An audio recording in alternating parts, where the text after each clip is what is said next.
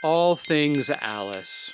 This podcast will explore the cultural phenomenon of Alice in Wonderland as artistic landmark and global symbol of inspiration and imagination. I'm your host, Frank Beddor, the author of the Looking Glass Wars trilogy. Let's explore, what is it about Alice? Hi, everybody. Welcome to the show. Today, I'm going to chat a little bit about my favorite collaborator, Liz Cavalier. For those of you who have read the Hatterem series, volumes 1 through 5, you will see her name on the cover. She used to go by E.A. Cavalier, but her name's Elizabeth, Liz, and we had known each other for 28 years. Liz died in 2016. She was a powerful creative force in my life. I loved working with her. We spent a lot of time in coffee shops, coming up with ideas for movies and shows and especially the graphic novel series. And so today I have Liz's longtime partner, Gary Murakami, on the show to reminisce and talk about Liz, her creative process, her inspiration, and her lasting legacy with the Looking Glass Wars and My Wonderland. All right, Gary. Hey. Here we are. Yeah. I'm super happy to have you on the show, that we're here to talk about can I say the love of your life, Liz Cavalier? Sure. Of course. The love of your life. You guys were together 40 odd years. You got to help me with the dates, okay? About 30, around 30, right? Okay, 30 years, yeah. 30 years. And I think I met Liz shortly thereafter, because I was trying to figure out the math today. And I think I met her in 1990 or maybe even 89. I think it was around 91. 91? Okay. I knew you. 90 or 91. Okay. Yeah. So, but the reason that I want to talk about, I want to have this shared experience with you, is because unfortunately Liz passed away in 2016.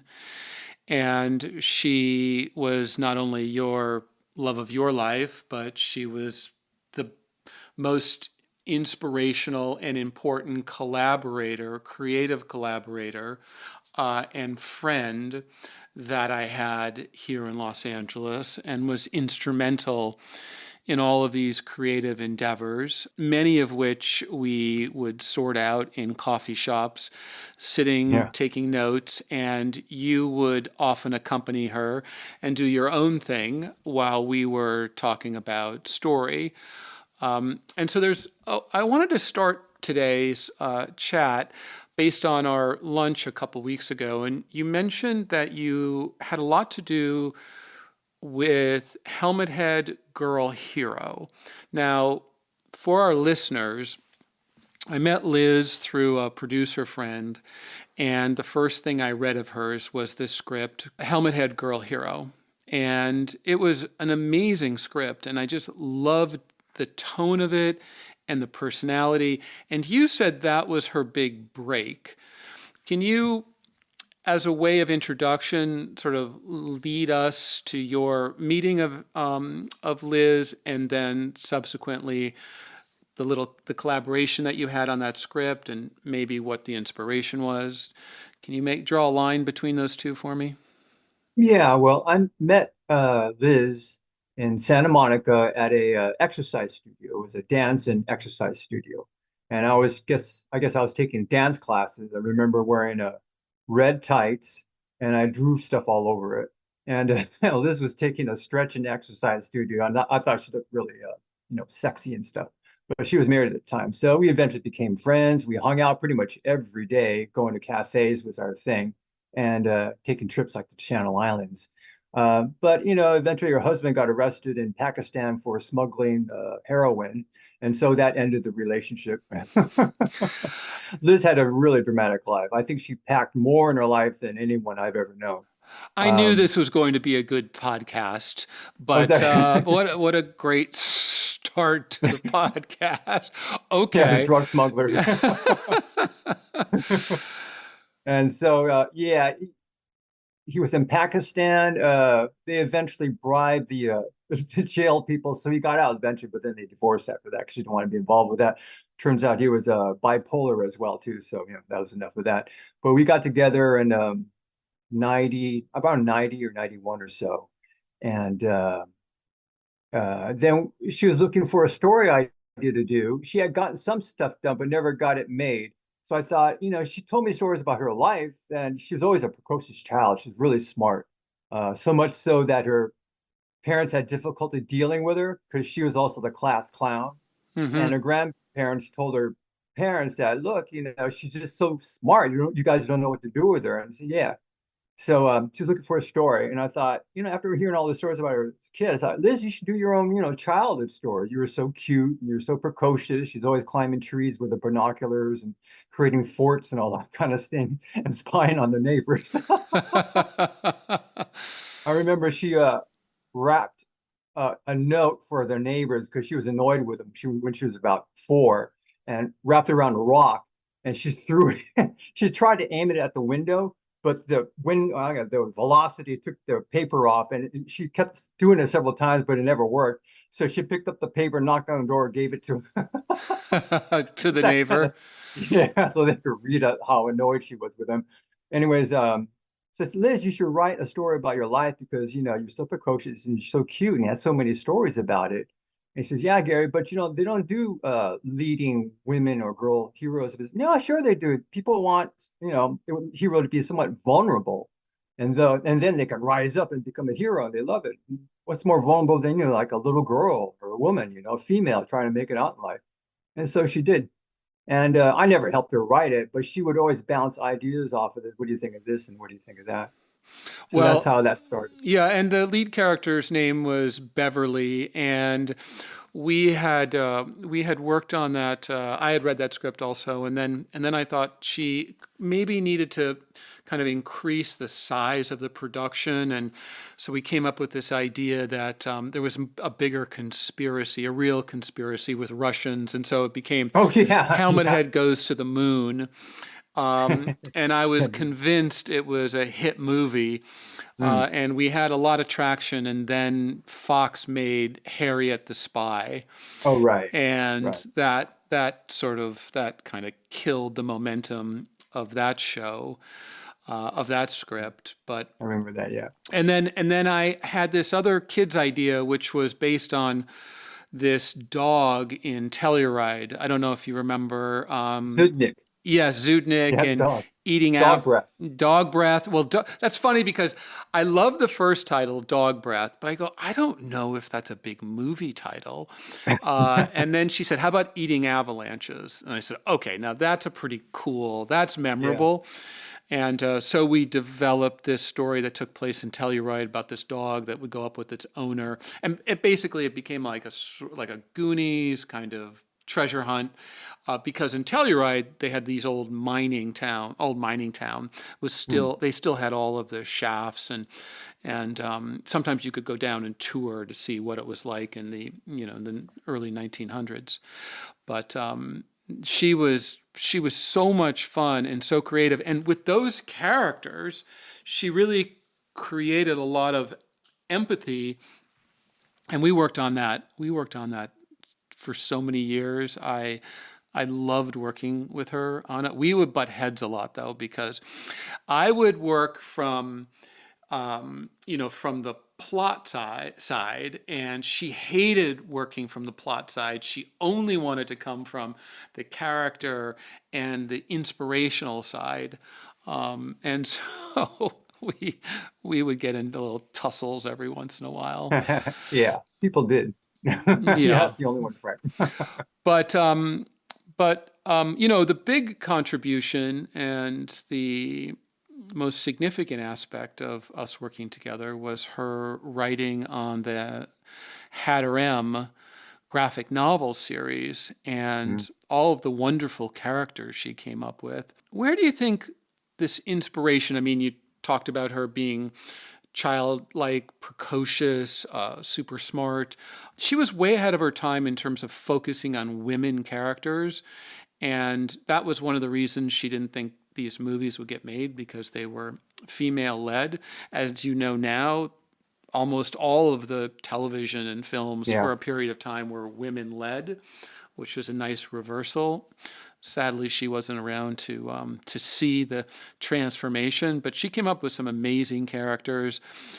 Realm, the white flower shaman from the number 3, I think, or Jet Seer, which was one of her favorite characters. I know she loved that character. Did she talk to you about these characters? Yeah, I mean, Liz, she was an assertive person, and she always was. She was the leader of her gang back in Eden, New York. The class clown, the leader, and always instigated stuff like the high school prank, graduation pranks, and everyone got in trouble. Liz was a bad liar, so she always got caught. She got caught shoplifting because she was such a bad liar. Um, it's very much her. All the characters. I was reading Zen this week, uh, Zen of Wonder, and they're all her. Yeah. Had her M included. She had that very rational, realistic side, but she had the other side too, where she was just surreal and liked to be inspired by thoughts that came out of nowhere. I always encourage her to write women leads because my mom was really important in my life. My mom was such a strong person, and Liz was the same way, just a very strong, capable woman. Mm. And those are the people that I feel the most for. So I said that to her. People care for women. They're moms. Everyone has a mom. Right, right. And, creatively, because you're also a very creative person, you've been an artist and you're an actor, and what other things have you done? I booked that video job, You Frank. did? Oh my Yeah. God, you owe me lunch. Yeah, I Congratulations. do owe you lunch. I will pay lunch. It's being produced by Tennyson. It's that huge Chinese company. Oh, Yeah. terrific. Yeah, they're drawing up the contracts this week. They've written me into the cast. I didn't book any of the 2 characters I did, but they like me so much they're writing the character for me, so it's cool. Well, that's even better. Yeah, it is. I can expand on it, and I may do other characters as well too in the project. Thanks, Frank. Well, you guys had a really unique relationship I'd like you to sort of talk about a little bit, but also the creative space that you lived in. I was always struck by, the art on the walls and the spontaneity and the affection, and you felt really in tune, the two of you. I mean, compatibility, which doesn't seem like the most romantic thing, but compatibility is ultimately so romantic. Yeah. Because Yeah. when you feel compatible, you feel yourself. And you two, whenever I was in your presence, the two of you, you both felt like yourselves, yet you also felt like one. Our early days, um, whenever I went to the restroom, if the door wasn't locked, Liz had a camera in hand and she would just bust that door open. I had so many pictures of me on the toilet going, says, why, Liz, do you do that? She says, Gary, that's the most animated I ever see you. And I remember one time struggling to keep the door closed and she shoved her knee in and her meaty thigh was in there. I didn't want to hurt her, but it was like right there. It was like forcing. And she would, when we got our first apartment together, I remember whenever I would take a shower, she would get like a bucket of water and throw it over the thing and have me screaming. And we would be laughing so much. So at one point, the neighbors were like, shut up. I love doing this podcast because stories like that you don't get in life all the time. Those are very Yeah. funny. So she was a practical jokester. Constantly. It was almost too much. You know how much Liz liked to talk. It was almost like we were making dinner together. And it's like, Well, you were sort of, I mean, would you say that you're super chatty or? no, not at the time. This is more of it. But when she passed away, I kind of missed all that chatter. So I decided to become more chattery. So I Yeah. started chattering myself. So some of the other things that were really unique that I loved about her creativity. So, with the Looking Glass Wars, the idea behind it is that it's the true story. Alice came to our world and Lewis Carroll got the story wrong. So she wanted to create the Hatteram Institute for Paranormal Yeah.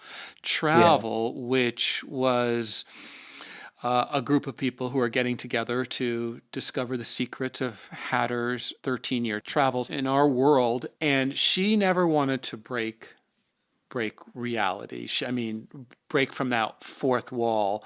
She wanted that, and she was, whenever we went to Comic-Cons or to schools or any interviews, like, you cannot, this happened, we're sticking to it, this is the real story. And she was so committed to it, and it was so much fun to watch her pontificate on the work that they've been doing, or the travels, or the secret missions they were going on when we would do Comic-Cons. Did she talk about the conception of that? Wonderland is real to Liz. That idea that Wonderland is real, or the realm of imagination is like the fourth dimension, comes from this guy who's sort of like not a psychic, or someone who went to an alternative state. His name is Edgar Casey. There's a whole foundation based on him, and he said that all ideas, all imaginations are in this realm, this fourth dimension, and anything on Earth is imagined first there, and then is here. The original, which is in the other dimension, is much more vivid. Over here, it's sort of just okay looking, you know. And so she took that seriously. And when I read Hatter and all the characters, I see her philosophy, because she always wanted to start a religion. That does not surprise me. After the success of Scientology, she's probably Yeah, like, exactly. I She can read do about, I can do better. yeah, yeah, have a ship and a hat, a sailor's cap, and all that. But yeah, she took that really seriously, and that's how that was how our conversations were most of the time. They weren't based in reality. It was just like, what if, and maybe this is so. When you go and investigate into the desert hot springs and look for clues and stuff like that, and play Katie Lang and Sergio Leone on tapes in the car, while we're cruising around the desert and stuff. You did a lot of that. You guys did a lot of exploring and just off the beaten track. And she was often feeding her imagination and with the things that you did. And I Mm-hmm. think that's so important as a writer to be very open to receive. And I remember her quoting one time that, ideas are everywhere. They're just all around you. As long as you go out in the world and explore, you will find ideas, you will see ideas, you'll be inspired, you'll be touched. And she lived that life with you. She did. Yeah. Yeah. And like I told you, when we met at that diner, Liz told me if she were a man, she would have wanted to be a merchant marine, so she could explore the world. She really meant that. And even though she wasn't a merchant marine, she did. She did as much as she could. Right, right. Well, she did a lot in her imagination as well. So, Yeah. um, And physically as well, too, though. yeah. Liz was able to take care of herself as well, too, I just want to mention. She had the strongest punch of any woman I've ever felt. Not that she punched me in the face or anything. She punched my hands and stuff. She had great torque in her body. Wow. I think, yeah, she never wanted to be the kind of writer who was just, kind of anemic looking in the room just typing away. She wanted to experience things, and she wanted to be capable out in the world as well too. She always tested herself, uh, riding in the metro by herself or just driving by herself. She just challenged herself out in the world, and I think she put it into her writing as well too. The kind of characters that she admired and was as well too. And also, she was so well read, and people that she would introduce me to, writers that I have no idea what she was talking about. Who is that? Where did you find this writer? And I think out of that, the Wonderland portal idea emerged because she was interested in pop culture, but she was interested in pop culture in a sort of through a unique lens. And when we were doing that Wonderland portal, I think it was every week. That was her baby. That was, she was in charge of the content, and she would pull all of the content from pop culture, and then she would write whatever she wanted to write. And it always seemed to be catching like the zeitgeist of what was kind of next, just a little like the culty kind of always ahead, like the early adapter, and then it becomes a thing. Yeah. You Yeah. notice that when you were living Oh with yeah, her?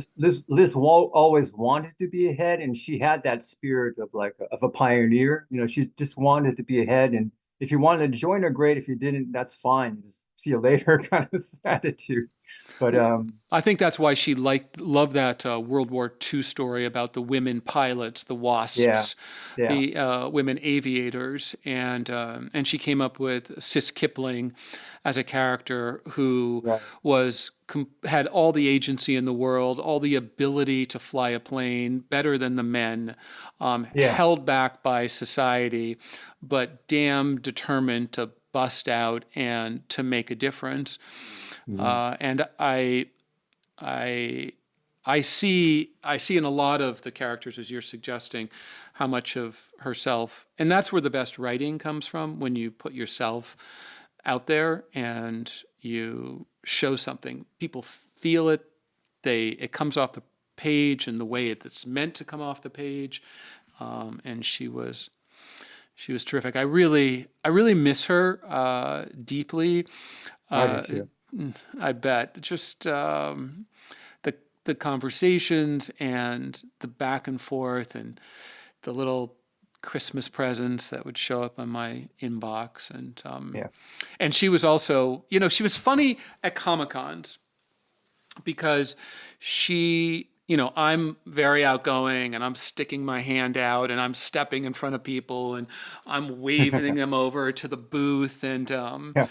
But when Liz started talking to people, they would lean in and she would engage them on a little extra kind of deeper level. I was giving them the elevator pitch and she was giving them the reason they should really care. Ah, And yeah, and that's really cool. it was pretty it was really impressive Mm.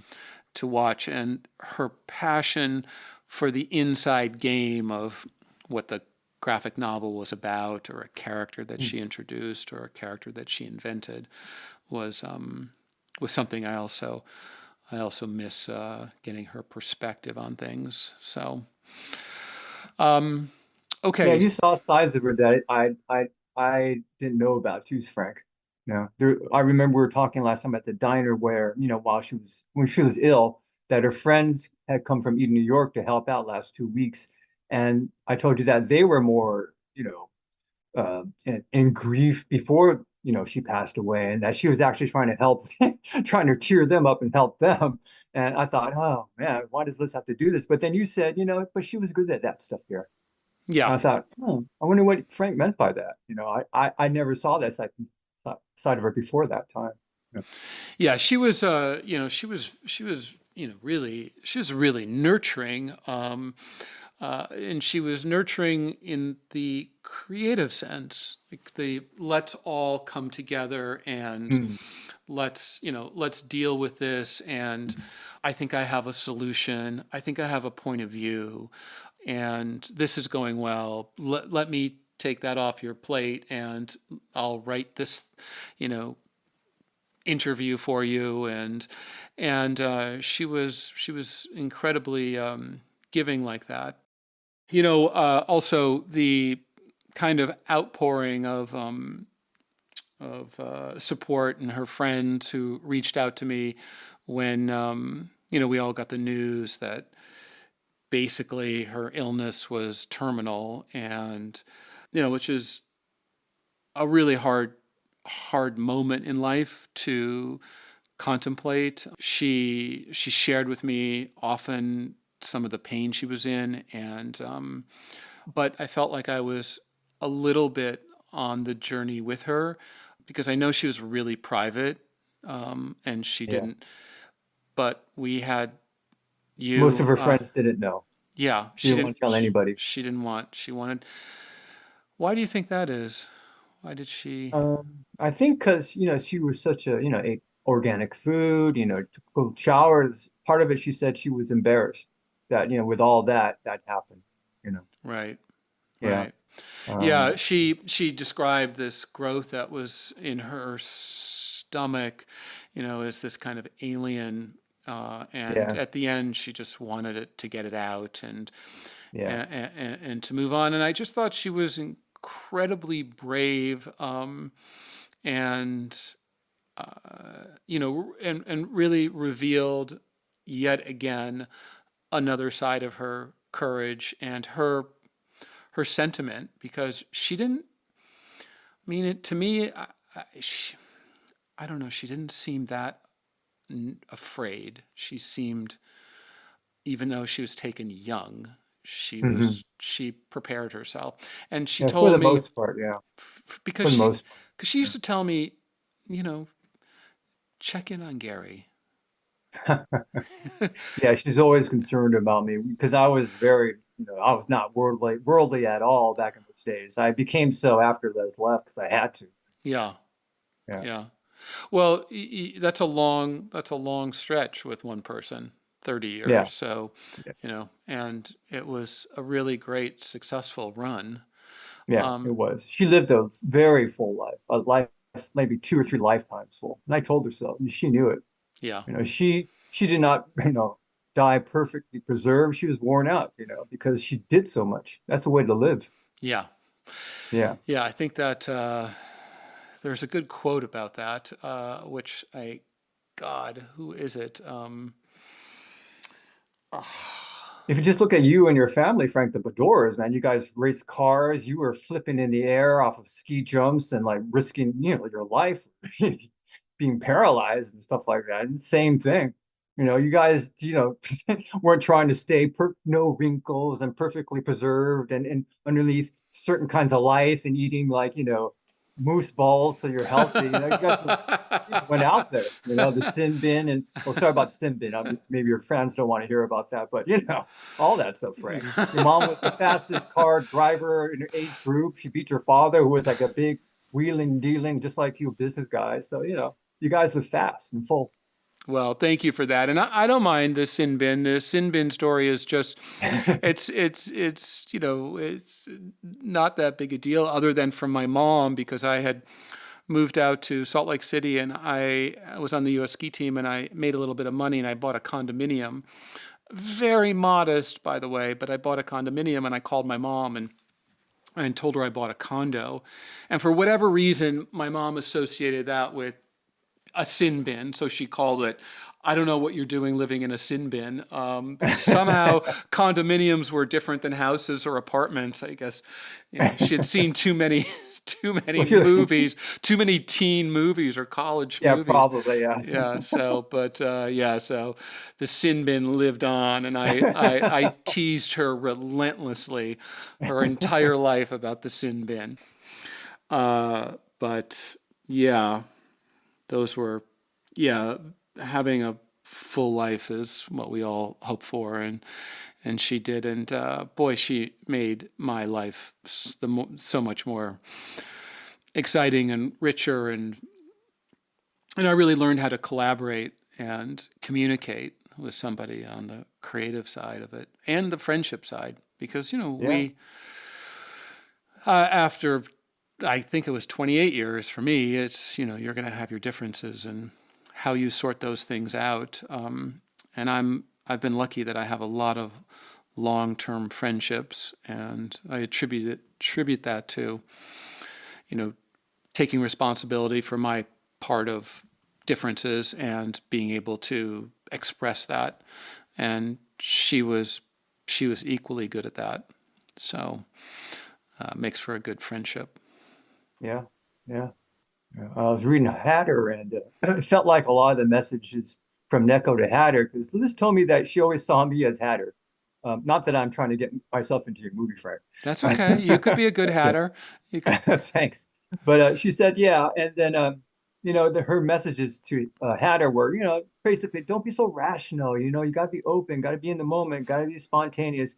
She even got me to take an improv class, I remember, so that would be more like, Oh, she what did? Nicka was saying. Yeah, be like, what her advice to Hatter was. Yeah. Yeah. And I've had many dreams ever since reading Zen and Wonder. And I think that's one of the reasons why she wrote Zen, was to provoke dreams in the readers, to have insightful dreams from that because all the characters are so surreal, But the longest lasting is really comes down to the work and the 5 graphic novels. And if you read those graphic novels and look at the back matter, if you look at the back matter and think about other comic books, you will see a enormous talent in Liz, because she came up with almost all of that back matter, and all of it was important to her to contextualize these ideas in the book, but to contextualize the Wonderland, the power of imagination, these characters and where they came from, and then the fun. I want to lean into how much fun and how humorous and how comedic she could be. Oh yeah. Yeah. I told Liz I read her graphic novels, and Liz, you got that comedic rhythm, it's like da da da da da da. And she said, really? I said, yeah. And she had no training in that at all. It was just natural to her, Yeah, yeah. in writing and in life as well too. She just had that rhythm and timing and Well, like I said, I think you write from your yeah, being, exactly, Frank. and it Exactly. can't That's why help. Helmet Head was so successful, It was her. Yeah, that's still an amazing piece of work. I was thinking about how I could turn that screenplay into a book. Oh yeah. That would be great. Yeah, I was thinking that might work Yeah. And as a. we read that several years later, both of us, and we both were like so shocked that she didn't realize a lot of the things about, between her when she was a little girl and her parents. Like she exposed a lot of things and she had no idea that she wrote that stuff. She really didn't. Really. No idea. Yeah, it's like subconsciously she put it down on paper or something. I It was think, weird. and I have a lot of the different drafts as well, but Ooh, I think it would make a great book. So I'm I think so too. I'm interested in that. As the idea for Tsunami Surf Sisters is going to make a great graphic novel, which we at Automatic are in the middle of creating and expanding. We've been really inspired because it seems so perfectly timed now. She was really ahead of her time.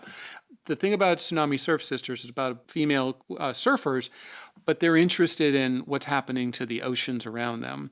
So it Hmm. has a environmental slant to it, and if there was a relevant time, I think now is as good as any. So we've been working on it as a graphic novel, and certainly want to honor Liz and her contribution. And so I've been looking for ways to do that. I'm also keen on Sis Kipling as a graphic novel as well. Ways to what we learned, Liz and I, having done a lot of television and movie projects that stall out, that writing books and graphic novels, you have the full experience of creating something, publishing it, and then taking it out to the audience, and it's really no different. Yes, it's on a different scale, but it feels the same. It no different than my movie, There's Something About Mary, to going to a Comic-Con and selling a copy of Zen of Wonder, and having them come back and said, when's the next one coming out? Right, right. So Yeah, we yeah. we're gonna try our best over here to get some of that work out. How much interest did she have in writing novels? Because the what was it called, Hazel Lou, and the Oh yeah. I Hazel think I Lou was a remember. book that she wrote, right? Yeah, And a short book. Yeah. I think remember her saying that, full-on novels were just too much work and took too much time. She liked short, fast, funny things and had a point. that's why she liked scripts and graphic novels, because you can write those relatively quickly. They're dynamic in terms Yeah, of the creation, and then they're collaborative, where collaborative, right. and Which you enjoy. she because she's so outgoing. Yeah. She We did all of our best work in coffee shops, just sitting around talking. I remember There a are lot of them. so many of them. What Yeah. was the coffee shop down in Venice? Uh, the The Rose? the Rose. Thank you very Yeah, much. The yeah. Rose. It's a Man, big sushi place. It looks like a nightclub now. yeah, it's a nice restaurant, I think. I think they've, but it's Yeah. not the same. It was such a neighborhood place Yeah. with really great food and good Hmm. coffee and Nice outdoor patio, everything. coffee, Yeah, everything about that. bodybuilders and artists who come in Yeah. there. Yeah. Yeah. It was people watching, but comfortable, lots of room. So we could spread out. We'd have tables that for 6 people. We'd have papers everywhere. Yeah. It was pretty dynamic. Let me ask you, since we're on a podcast that is about all things Alice, what what was Liz's, well, either of yours, your introduction or Liz's introduction to Alice in Wonderland? How much interest did you have? Did that subject come up much in your life together? Well, yeah, it's a constant thing, Alice. Alice was such a big part of our lives. But in reading it, it, the characters in Alice she wrote are so, like I said, so much are like they're each one are like parts of her, and they seem to be living like dream symbols. Do you know what I mean? Like Neko. Neko was the Zen part, Liz like Alan Watts, who was a Zen advocate, and Eckhart Tolle, who is huge now. Like you said, she's always ahead of her time. He wrote The Power of Now, which is basically mindfulness, being present. Um, That's and so, absolutely true. That yeah, Alan he's Watt, huge. yeah, I remember she introduced me to him, and Oh, Neko. I mean, she was the Zen guide for Hatter in one of the second, I think in the second book, Zen. No, Den of Wonder, no, right? no, no, not was it Zen of Wonder? Yeah, No, Neko and Hatter go to I Japan. think. Oh, right. Oh, that's right. Yeah, Was Little Dick in that? yeah. Yeah, yeah, Little Dick. That was another one of her. I go, Little And Mr. Dick. Murakami's in there, the ghost of the outhouse. And where Hatter says, the crapper. Thanks, Liz. Oh, that's very funny. The Yeah, forever crapper. in there. Well, that's really relevant given where this conversation started. Her taking pictures of you That's on the crapper. Okay, now we know. Inside joke, one that I did not know about. Liz was actually in a dream last night where I was in bed and she was poking me in the bed. I was like, and I was looking for her. I thought, is she under the bed? I couldn't find her, but I lived sleep on a futon. But I heard her laughing. And then the last dream was you, and you and I are walking in Santa Monica on 4th Street. And then when we get to the overpass over Ocean Avenue, you said, "Stop, you're ready, Gare." And you said, "You're going to take photos." And I said, "Okay, Frank, I like this, I like that." And you gave me some little toy butterflies to like pose or something. And then I couldn't hear you because of the wind. I said, "Frank, you didn't finish your sentence." And then I started laughing for some reason. That was it. And I went to go get a drink of water. Well, you guys, she talked a lot about dreams, but Yeah, really she talked about mindfulness a lot, yeah, she did. and She was very much meditation. into it. Yeah, which was She was really, taking cold showers back then, which is real big now with Wim Hof and all the longevity stuff. She used to take cold showers in the morning and she would pound her chest and go, every morning. like I said, way ahead of her time. Yeah. But did she ever tell you what her first introduction to the classic Alice's Adventures in Wonderland, or I'm did sure as in school, she never really talked about that much. yeah, She got into Alice only when she started collaborating with you over the whole thing, and she had right, started expanding. right, right. Yeah, I think she wanted to update it, add more to it. Yeah, and she was really aware of. Suddenly, both became really aware of Alice and pop culture, and like, oh, did you hear that band has an Alice song, or there'd be Oh yeah, she'd send me a piece yeah. of art from a a garden that was, the plants were Alice themed or cut out, and Hmm. I so think that she felt that film and story were going to become more, or not so literal and not so black and white, because I really believe people now can understand metaphor now, or accept gray areas, whereas before it had to be this way or that way. I think I really feel that Liz felt that everything was going towards that, where one symbol meant many things. It wasn't just one thing, and there were many gray areas. And in a way, it's become surreal. Everything. It's almost unbelievable. And and yeah. if you just reread that Zen of Wonder, you can Mhm. really she really communicates that Yeah, successfully. she does. She does. She was always, didn't I guess respect the powers that be, the elite. She felt that an individual had their own power, and they themselves can do whatever, do something to make a difference. And do you remember she came up with the character for Whoopi Goldberg? Oh yeah, So I don't remember the Queen exactly. of Clubs. Yeah. She came up with that, and the Queen of Clubs is best friends with Red, except she doesn't really believe in Red's ruling theories, and so she's kind of working behind the scenes, and then Red finds out, and it's like no good deed goes unpunished. Off with your head. Yeah, that sounds like Liz. And There's a then little she'd spy in laugh. there. She goes, "Oh, Whoopi's gonna die." Well, I have to tell her that on television. So I had to go on The View. She goes, sorry, Whoop, you die. And she goes, oh, really? Uh, And turns out that Whoopi Goldberg's a huge Alice fan, and yeah. she was in the TV show and in New York and in where the statue is of Alice in Wonderland. It's her voice narrating for visitors. So, can you talk about those? You drew some characters for Liz or for me.